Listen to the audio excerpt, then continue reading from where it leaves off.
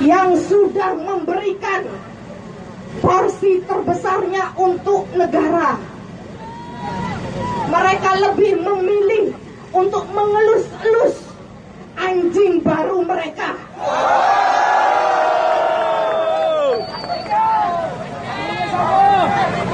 Kita dipaksa, diperah terus,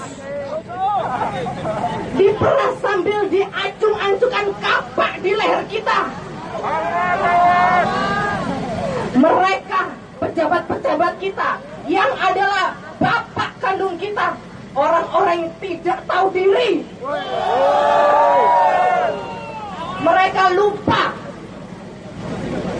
bahwa infrastruktur, program-program mereka, semuanya yang banyak itu kita yang disuruh cari uangnya. Mereka lupa gaji mereka yang besar-besar itu, kantor mereka yang megah, dan juga tempat yang dingin yang mereka tempati, itu kita yang disuruh bayar biayanya.